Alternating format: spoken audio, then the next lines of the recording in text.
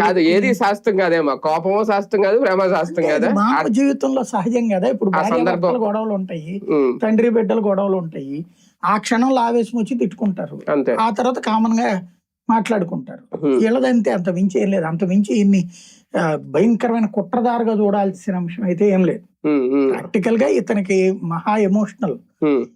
ఇప్పుడు గనక ఎవరో చిన్న పాప ఏదో మాట్లాడిందంటే వెంటనే స్పందించేస్తాడు. మిగతా వాళ్ళు అంత ఓవర్ సెన్సిటివ్నెస్ ఉండదు. ఇతను ఓవర్ సెన్సిటివ్నెస్, ఓవర్ హేట్రేట్ కూడా.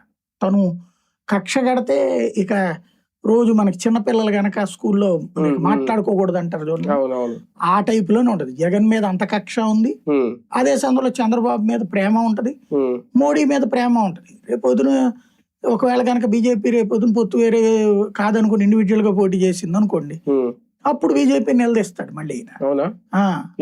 అప్పుడు పొరపాటున వైసీపీ నుండి బీజేపీ గెలిచినాయి అనుకోండి, ఇద్దరిని కలిపి ఫుట్బాల్. దానికి కూడా ఇప్పుడు ఏమైనా ఇండైరెక్ట్ సంకేతం ఇచ్చారేమో ఇందులో అనుకున్నాను నేను. మేము మీ వెంటే ఉంటాం, మీకు అండగా ఉంటాం, హామీ ఇస్తున్నాను అన్నారు కదా. అంత పెద్ద పొలిటికల్ ఇదేం కాదు నాది, మామూలుగా చెప్పారా. సాధారణంగా ఏంటంటే ఇతనికి యంగ్స్టర్స్ ఫ్యాన్ ఎక్కువ. ఇప్పుడు జంజీ గొడవ అనేది ఏదైతే ఉంటుందో ఆ వయసు వాళ్ళే ఇతని ఫ్యాన్స్ ఎక్కువ ఉంటారు. కాబట్టి ఆ వయసులో ఉన్నటువంటి మన తెలుగు రాష్ట్రాలకు సంబంధించినటువంటి యువకులకి నేను మోడీ